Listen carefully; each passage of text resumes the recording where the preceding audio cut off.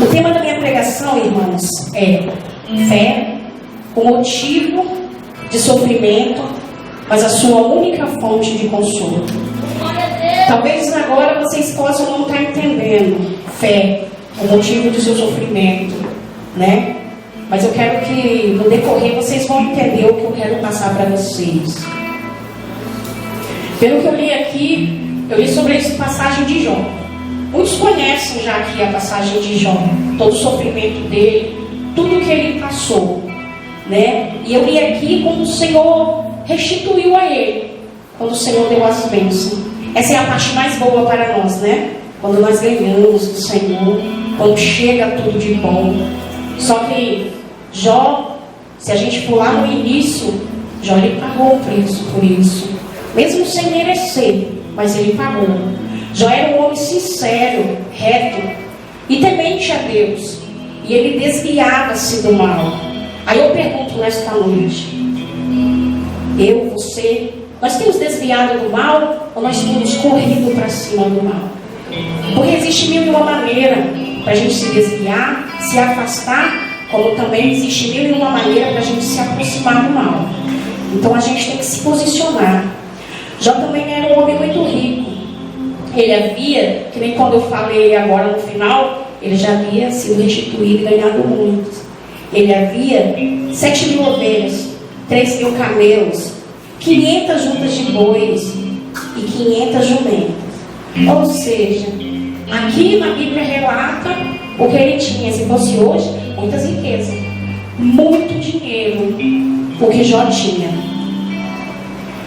E muita gente que trabalhava para ele. E ele era maior que todos do Ocidente.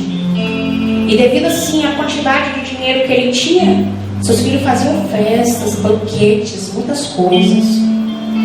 Só que Jó, ele teve uma posição. Jó, mesmo os filhos deles fazendo banquete, uma coisa e outra, Jó ele pegava, ele levantava pela madrugada e oferecia o holocausto segundo o número de todos aqueles que ali estavam, e ele fazia isso continuamente. Nesta noite, eu culto das crianças. Pergunto eu agora para os irmãos: vocês têm orado pelos seus filhos? Vocês têm pagado preço por eles? Porque Jó aqui na Bíblia mostra que ele pagava preço pelos seus filhos. Ele orava, porque ele tinha medo que os seus filhos pecassem contra Deus em seu coração. Olha o coração de Jó como é. Então, irmãos, ele tinha esse medo. Ele tinha medo que os filhos blasfemassem contra Deus. Blasfemar contra Deus é o mesmo que amaldiçoar Deus. É o pecado central do livro de Jó. E devido a isso, essa temência que Jó tinha a Deus, do jeito que Jó era reto, Satanás não se agradou disso. O que eu quero dizer para vocês nesta noite, talvez você está caminhando na presença do Senhor, talvez você está tentando caminhar, o inimigo não se agrada. E aí quando acontecem certas coisas na sua vida que você não sabe, meu Deus, por que aconteceu isso? Muitas vezes nem é Deus, algumas vezes é o inimigo, muitas vezes somos nós mesmos que erramos e queremos colocar a culpa em Satanás. Mas Satanás, ele vendo que Jó era temente a Deus, ele procurou um meio de agir. Satanás, ele prediz esse pecado, ou seja, ele tenta tentar. Ele prediz esse pecado lá em Jó. Vocês podem ver na Bíblia de vocês, é onde ele pega e vai perguntar ao Senhor, ele vai se apresentar a Deus para poder pegar e querer mexer em Jó. A esposa de Jó sugere também que Jó abandone Deus, mas o próprio Jó não comete em nenhum momento este ato. Satanás, ele se apresenta ao Senhor, e quando ele se apresenta ao Senhor, o Senhor pergunta a ele: de onde vem Satanás? E ele responde ao Senhor: de rodear a terra. Aqui, de passear e rodear a terra. Aqui o que nós podemos ver? A gente enxergar com nossos olhos mesmo da carne, a gente não vê. Mas através dos olhos espirituais, existe o bem e existe o mal. Satanás ele rodeia a todo tempo. E a todo tempo ele procura um meio de nos acusar, de nos apontar ao Senhor. Nessa noite eu quero te pedir que você pare para você se refletir. Como o Senhor tem olhado para você? Você tem dado arma na mão de Satanás para ele apresentar ao Senhor o que você está fazendo de errado? Ou você tem se desviado disso? Ou você tem fugido do mal? Aleluia, Deus. E quando o Senhor pergunta a ele, o Senhor fala para ele: observaste tu o meu servo Jó? E afirma ainda: ninguém há na terra semelhante a ele. Olha que lindo. Olha como o Senhor fala de Jó. Ninguém há na terra semelhante a ele. Que lindo, né, irmãos? Só que Satanás ele não para por aí, não. Ele pega e ele acha uma estratégia para poder pegar e tocar em Jó. E diz ao Senhor: ele só faz isso porque ele tem tudo. Ele tem tudo. O servo de bem, tira tudo dele para você ver o que ele faz. Se o Senhor nesta noite tirar alguma coisa de você, será que você adora o Senhor? Ou será que você murmura? Irmãos, eu estou dizendo você, mas é a mesma espada que corta aí, corta aqui. Nós temos que parar para refletir: Senhor, meu Deus, como estou eu aí presente ao Senhor? Será que quando falas de mim, chega um cheiro suave nas tuas narinas, Senhor? Ou será que quando meu nome é pronunciado, chega algo oculto? Irmãos, que nós venhamos refletir, parar e olhar o que Deus quer de nós. E o Senhor, Ele permite que Satanás toque, Jó. Ele permite. Só que Ele permite que toque nas coisas. Na vida dele, não. Eu quero te dizer esta noite: Satanás ele pode tocar no seu trabalho. Satanás ele pode tocar na sua saúde. Ele pode tocar, mas na tua vida, só quem toca é o Deus, o grande, o Altíssimo. Porque na tua vida é só Deus para tocar na sua vida. Só que Satanás ele procura nenhum motivo, ele procura um meio de tocar para que você blasfeme contra Deus. Olha, irmãos, olha como ele é estrategista, olha como ele procura um meio. Na história de Jó mesmo, quando ele pega e ele pode, o Senhor permite que ele toque nos bens, nas coisas de Jó.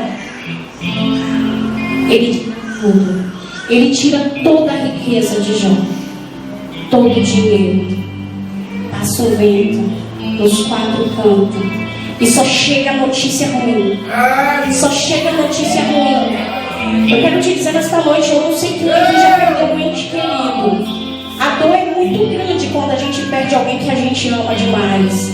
Imagina para Jó. Eu não digo as coisas dele, porque as coisas deles ele poderia recuperar. Ele não perdeu 1, nem 2, nem 3 filhos. Ele perdeu 10 filhos de uma vez só. Eu quero te dizer nesta noite, você pode estar se imaginando, mas a preletora ela não sabe o que eu passo. Ela não sabe o que eu estou passando. Realmente eu não sei. Só que o Deus que eu sirvo, Ele sabe o que você está passando nesta noite. E eu vinha relutando com o Senhor e eu falava assim: Deus, por que trazer essa mensagem? Por que, Senhor? Eu até cheguei a pensar em não trazer, mas o Senhor disse: para e fala. Porque muitas vezes tem muitos que murmuram com pequenas coisas que estão acontecendo. Só que no passado, se pararem para ler a minha Bíblia, a minha palavra, vão ver que muitos já sofreram, mas permaneceram fiel e adorando ao Senhor. Se hoje você tem a sua boca, se hoje você tem as suas pernas, se você tem os seus braços, louve ao Senhor com o que você pode. Não fique de boca fechada, não fique parado, porque é isso que o Senhor quer de você. Ele quer sua adoração, que seja nas palmas, que seja no glória a Deus, mas Ele quer que você louve, Ele quer que você adore, em meio às tribulações, em meio às enfermidades, porque eu sei, irmãos, não é fácil. É fácil adorar o Senhor de barriga cheia, com a poupança estável, é fácil. Mas quando vem as tribulações, quando vem o sofrimento, quando vem a perda, é mais fácil falar: meu Deus, tu me esqueceu. Mas eu quero te dizer para esta noite que o Senhor não te esqueceu, não. Ele não esquece do filho dele jamais. Eu quero te dizer que muitas vezes somos nós que esquecemos que temos um Deus grande e poderoso lá em cima e queremos agir da nossa forma. Nós temos que agir até onde convém a gente. Mas quando você vê que a batalha está dura, a peleja está muito grande, aí não é hora para você e não é hora para mim. É hora de dobrar o joelho e clamar ao Deus, o único que é digno de toda a honra. Vocês clamem ao Senhor e Ele responderá. Mas você tem que clamar de coração. Você tem que buscar de todo o seu coração, de toda a tua alma. Eu não sei se vocês já perderam algo, se vocês passaram por um sofrimento muito grande, no qual a única solução era o Senhor. A única. Eu passei por um problema há anos atrás, onde a minha filha, de repente eu fui fazer no oftalmologista um exame de rotina, que ela reclamava da visão, e eu não sabia, pensava assim: meu Deus. Cheguei até a comentar com meu esposo, ele falava assim: coisa de criança, bobeira. E eu ali preocupada, eu falei: meu Deus, eu tenho que ir, eu tenho que fazer, porque nós temos que ver. Mãe que ama a mãe, ama o filho e quer o melhor. E quando eu levei ela, chegando lá, foi um sábado, que era época de política, e aí eles pegaram e foram fazer rapidinho. Quando chegaram na visão esquerda dela, o médico foi e falou assim: o que você enxerga ali? No quadro, ela só enxergava metade de uma visão. E eu até na hora eu fiquei um pouco apavorada e falei assim: para com isso. Fala o que você está vendo, ali, inclusive que você está cega. E eu falava aquilo ali, e ela olhava para mim e ela: não, eu não estou vendo, eu só vejo. E falava os números. Só que eu prossegui, ela não conseguia, com o olho tapado e com aquilo. Aí eu me apavorei. Na época eu não, hoje também não tenho, mas na época eu não tinha muito menos. Eu não tinha condições de pagar os exames que o médico passou para ela. E eu saí ali, o médico foi muito duro comigo. Ele falou: você tem que pegar e fazer todos esses exames e conseguir essa ressonância, porque a sua filha está perdendo a visão. A tua filha está ficando cega. A tua filha já perdeu 50% da visão esquerda. Eu me apavorei, porque quando a gente ama um filho, a gente endoida, a gente quer de qualquer jeito. E eu não tinha um centavo, irmãos.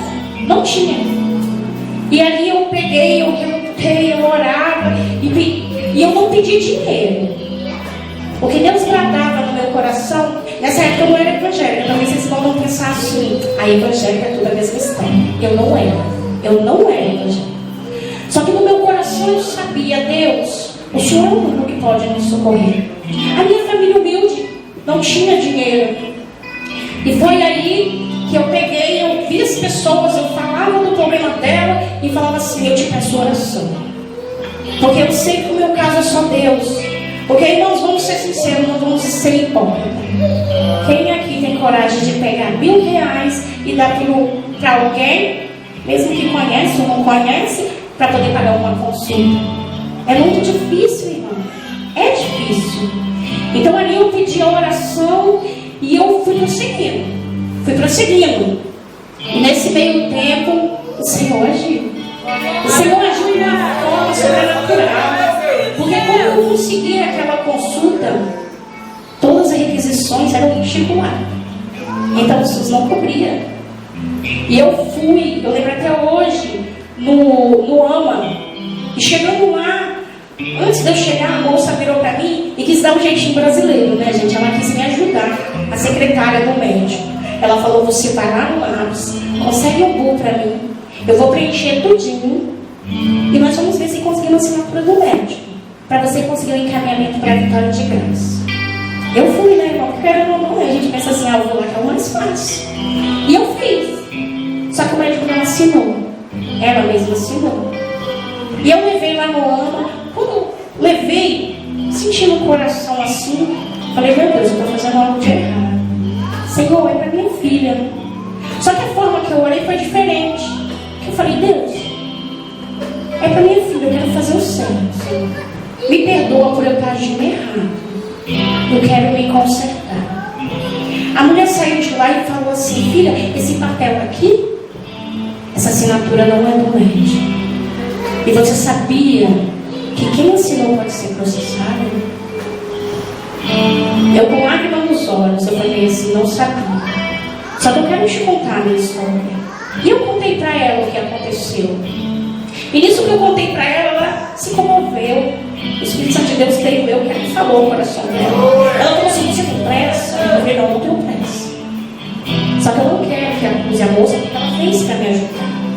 E nisso ela falou assim, na época era o guerrinho. Ela falou assim, espera aí, que eu vou chamar. Daqui a pouco ele vai chegar e eu vou te chamar. E eu fiquei esperando quase uma hora. Mas eu queria que ele me avisa. Quando ele chegou, ele me levou para a sala, conversou, contei para ele o meu problema, a minha situação. Nunca tinha visto aquele homem na minha vida. Ele pegou o telefone, ele marcou uma consulta daqui de Linhares por telefone. Ainda virou mais para mim e falou assim, olha, eu sei que quando a gente não tem dinheiro, é igual você falou, é só Deus. É só Deus para resolver o problema.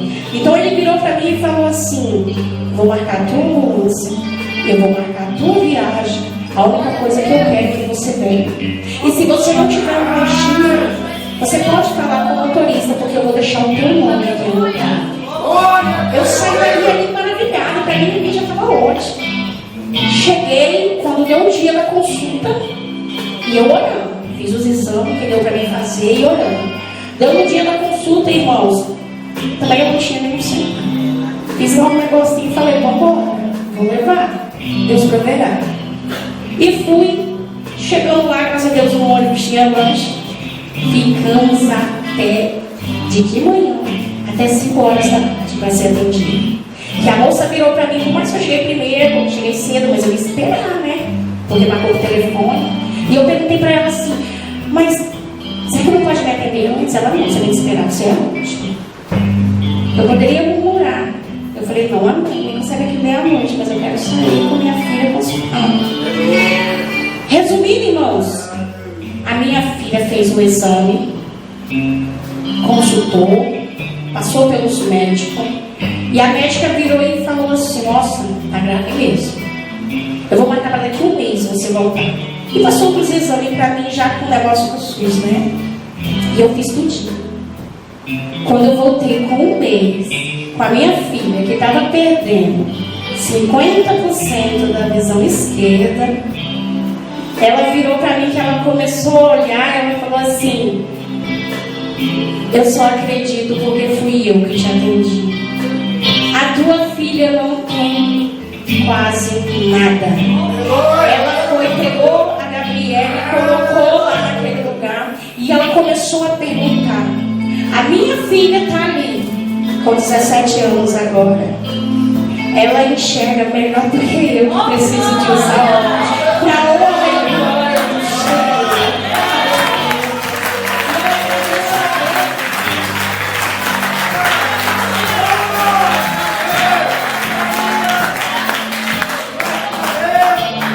Eu agradeço a Deus, porque quando nós se posicionamos, quando nós sabemos pedir, o Senhor Ele dá até muitas vezes até mais do que merecemos.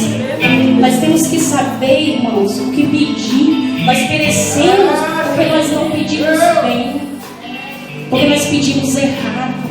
Porque quando nós pedimos ao Senhor de coração, o Senhor lhe responde. Mas voltando lá, irmãos, assim eu falei da minha atitude, da minha. Mas voltando na Bíblia, a atitude de Jó, mediante a todo o sofrimento dele, o seu manto raspou a cabeça e se levantou e se lançou na terra e adorou ao Senhor. Glória a Deus. E ainda, irmãos, quando ele adorava, ele falou ainda uma coisa muito linda: nu saí do ventre da minha mãe e nu tornarei para lá. O Senhor me deu e o Senhor tomou. Bendito seja o nome do Senhor.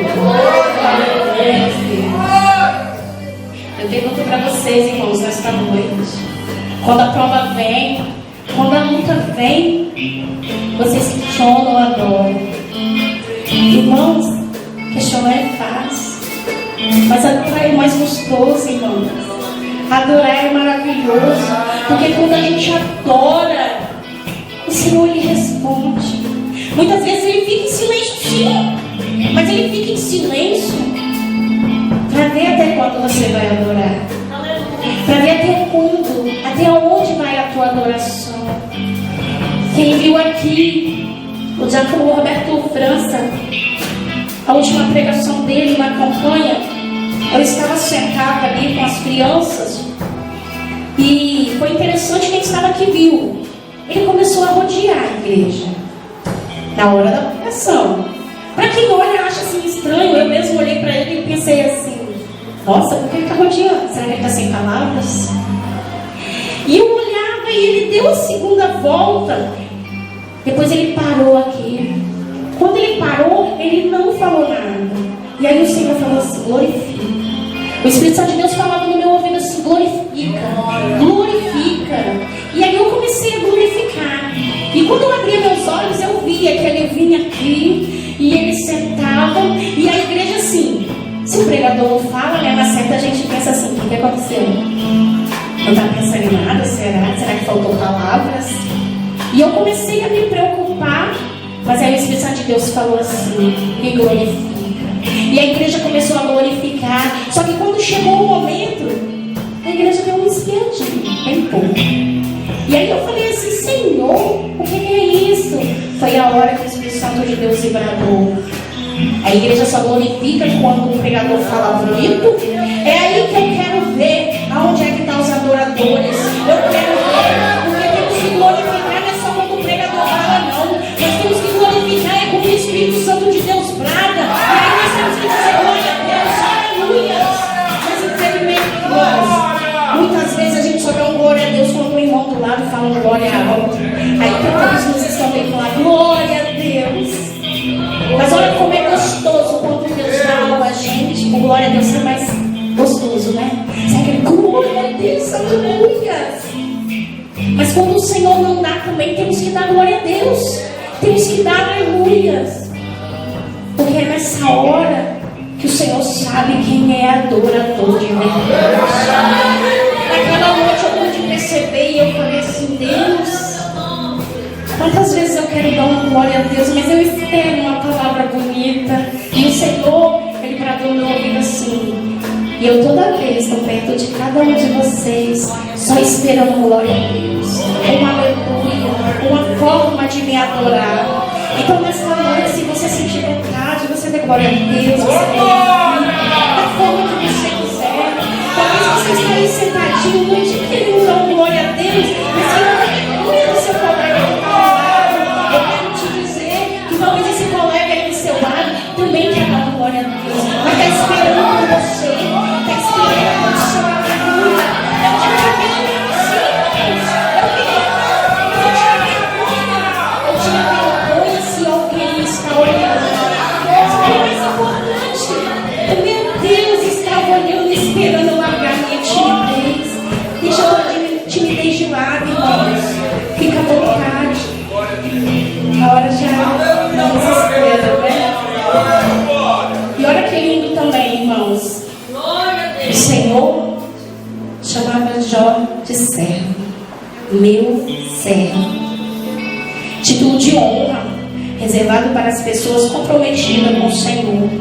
O Senhor usa esse título como elogio para aqueles que procedem corretamente. Que lindo, né? Talvez você pode pensar assim: servo? Ai, servo é uma palavra feia. servir os outros. Mas olha como o Senhor falou de Jó: meu servo. Que sejamos servos do Senhor e façamos o que o Senhor quer. Jó raspou a cabeça.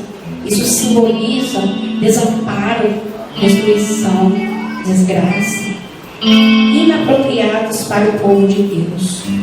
Jó raspou sua cabeça para mostrar como estava aflito. Ele expressou sua tristeza mais profunda, sem qualquer indicação de sentimento ou rebeldia. Adorou a Deus com a única coisa que lhe restava: um coração humilde, dependente e devoto. Olha que lindo! Um coração humilde, dependente e devoto. Que sejam devotos, Senhor. Aleluia, gente. Aleluia. Em momento nenhum Jó amaldiçoou ou culpou alguém pelo que estava acontecendo. Às vezes passamos por algo e culpamos, né? Vou falar porque o Espírito de Deus está mandando. Muitas vezes brigamos com alguém, falamos mal de alguém, aí falamos assim: foi a irmã que veio aqui falar. Foi a irmã que veio aqui falar. Jogamos a culpa. Se ela veio falar, você deu legalidade para ela falar, a culpa não é dela. A culpa é de você que parou para ouvir. Então, se isso acontecer, não dê ouvido. Mude de assunto. Às vezes seja rude, mas é melhor você ser rude com um amigo e não ir para o inferno do que você ser conivente, ser boazinha e escutar Deus.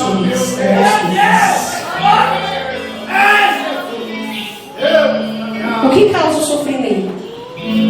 O sofrimento, ele cria inúmeras oportunidades para uma pessoa pecar. A aceitação de Jó, seu sofrimento, vai além daquela de Eli ou de Davi. Eu queria pedir os meninos para colocar aí em 1 Samuel 3:11, porque talvez muita gente não sabe. Eli também, olha lá. E disse o Senhor a Samuel: eis que vou fazer uma coisa em Israel, a qual todo que ouvir lhe tinerão ambos os ouvidos. Naquele mesmo dia suscitarei contra ele tudo quanto tenho falado contra a sua casa. Começarei e acabarei. Porque eu já lhe fiz saber que julgarei a sua casa para sempre, pela iniquidade que ele bem conhecia, porque fazendo-se os seus filhos execráveis, não os repreendeu. É forte, né, irmãos? Portanto, jurei à casa de Eli que nunca, jamais será expiada a sua iniquidade, nem com sacrifício, nem com oferta de alimentos. E Samuel ficou deitado até pela manhã, e então abriu as portas da casa do Senhor, porém temia Samuel recontar essa visão a Eli. Só até aí, irmãos. Irmãos, como vocês podem ver, os filhos dele faziam pecado, e ele era conivente. Neste culto das crianças, quero perguntar para você: teu filho está fazendo algo de errado? Os nossos, que o meu também. Como estamos se comportando? Estamos sendo coniventes com o pecado dele? Ou estamos sabendo corrigir, entregar ao Senhor? Mas quando eu falo corrigir, entregar ao Senhor, não é: meu filho está chorando por causa do celular, que está querendo, está pegando pirraça, vou entregar na mão de Deus. Não, isso é para você. É para você fazer, não é para Deus não. O que é para Deus fazer, Deus vai fazer. O que é para você fazer, toma a posição de pai e de mãe, vai fazer você. Aleluia, Deus. Davi também. Davi é a mesma coisa. Coloca lá em 2 Samuel 16:11. Davi, ele passou pelo sofrimento dele, mas foi consequência dos seus pecados. Disse mais Davi a Abissai e todos os seus servos: eis que meu filho, que saiu das minhas entranhas, procura a minha morte, quanto mais ainda este Benjamim. deixai-o que amaldiçoe, porque o Senhor lhe disse. O Senhor disse. Então, irmãos, toda vez que pecamos, com certeza, isso é certeza, nós vamos pagar o preço. Só que eu quero te dizer nessa noite, todos nós erramos todo dia, todo dia. Mas nós temos que pegar e nos humilharmos ao Senhor. Nós temos que entregar ao Senhor. Porque se nós se arrependemos de todo o nosso coração, o Senhor perdoa. Assim como perdoou Davi. Davi foi considerado o segundo coração de Deus. Olha que lindo. Mas se vocês pararem para ler a história de Davi, ele errou, ele pecou, ele sofreu muito e pagou. Só que ele foi considerado segundo o coração de Deus, porque ele pecava e ele pedia perdão e não cometia mais o mesmo erro. Então eu quero te dizer nesta noite, você errou, você pecou, amém, nós somos carne. Entrega ao Senhor, peça perdão, se humilhe e não pratique de novo. Não pratique. Não dê arma para Satanás usar contra você. Não dê, porque ele fica ao nosso derredor, procurando algo, procurando uma coisinha mínima, e ele chega lá e apresenta o Senhor. Olha lá, não falou aqui? Não disse aquilo outro? Então que nós venhamos colocar em mente: as minhas ações o Senhor está vendo. Muitos dizem: aconteceu aqui, só eu e Deus sabemos. Se você pensa, é só você e Deus. Se você pronuncia ou se você faz, meu irmão, lamento te dizer, é você, Deus e o diabo que sabe. E se você faz errado, ele vai lá para o Senhor e apresenta. Então vamos colocar, Deus nos se posicionar perante o Senhor. Eu sei que essas palavras não são palavras agradáveis de ouvir, mas que venhamos guardar em nossos corações e parar para refletir, porque nós sofremos, mas nós temos que ter a certeza que isso é passageiro, porque o Senhor voltará. Nós viveremos e não mais haverá dor, não mais haverá sofrimento, gente. Esse sofrimento que talvez nós estamos passando aqui, que muitos falam: meu Deus, esse sofrimento não acaba. Isso vai acabar quando meu Deus voltar para buscar a igreja amada. Vai acabar, irmãos. E é por isso que nós temos que glorificar, adorar o nome do Senhor, nos posicionar para que quando chegar esse dia nós venhamos subir para a glória de Deus. Aleluias, aleluias, Deus santo e grandioso. Eles sofreram justamente, enquanto Jó sofreu injustamente. A sua fé, o motivo de seu sofrimento. É aí que eu quero chegar para vocês e dizer: a fé de Jó, ele foi o motivo de seu sofrimento, mas também era a única fonte de consolo. E Jó, ele foi fiel ao Senhor até o último momento, até onde nós estamos conseguindo adorar o Senhor, até quando nós estamos conseguindo ser fiel ao Senhor. Será que você está conseguindo ser fiel ao Senhor na tua palavra, no teu caminhar, no teu serviço, no seu dízimo? Irmãos, eu estou querendo dizer em geral, nós temos que pensar no Senhor a todo momento, irmãos. A vinda de Deus está próxima. Muitos pensam assim: meu Deus, eu não vou aceitar o Senhor agora, não, porque tem mais. Se o Senhor viesse agora, aí ia vir o clamor: Deus, me perdoa, me leva, Senhor Jesus, porque é agora que eu quero ir. Mas como é doído, como será doído ouvir, igual o pastor passou aquele vídeo: apartai-vos de mim, maldito, que eu não vou conheço. Meu Deus, eu quero ser conhecida pelo Senhor, mas eu quero ser conhecida como uma serva que busca, que clama, que ora, que adora. E nós devemos buscar, adorar ao Senhor a todo momento, não pouco, não muito, mas venhamos adorar a Deus. O que eu quero te dizer é que o que você está passando eu não sei, mas Deus sabe. E o Senhor te diz esta noite: Me adore, me adore, me adore, me adore. Eu estou contigo. Deus é contigo, irmãos. Ele é contigo, Ele é comigo, Ele é com cada um de nós. Basta a gente buscar Ele. Eu peço que a Gabriela prepare o livro rapidinho. Já vou finalizar, irmãos, para a glória do Senhor. E quero dizer, quando passamos por sofrimento, porque assim como eu disse no título, né, que seria o meu tema, fé, o motivo de seu sofrimento, também a única fonte de consolo. Talvez você se perguntar assim, fé? Eu mesmo fiquei me perguntando com a irmãzinha Pâmela que hoje esteve lá na minha casa, né, que eu escolhi o título e depois fiquei pensando assim, fé? Nossa, poderia ser outra coisa, né? Poderia colocar outra coisa. Mas eu quero te dizer fé, porque quando passamos por um sofrimento, nós temos esperança, não temos? Se o sofrimento está grande, surge aquela esperança assim, esse sofrimento vai acabar. Esse sofrimento vai acabar. E a esperança é motivada pela fé. A fé que temos que vai acabar. Eu quero te dizer esta noite, o sofrimento, esse sofrimento vai acabar. Tenha fé, permaneça no Senhor, confia em Deus e Ele tudo fará na tua vida.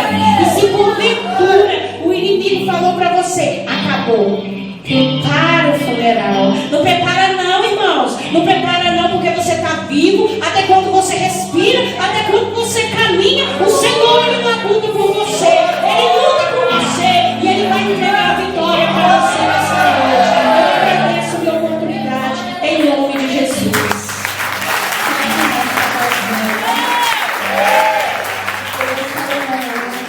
Com o título, cancela o funeral. Porque para muitos Jó já estava morto, mas para Deus nada é impossível. E Deus restituiu, Ele deu tudo de novo e Deus mandou cancelar o funeral. Glória a Deus!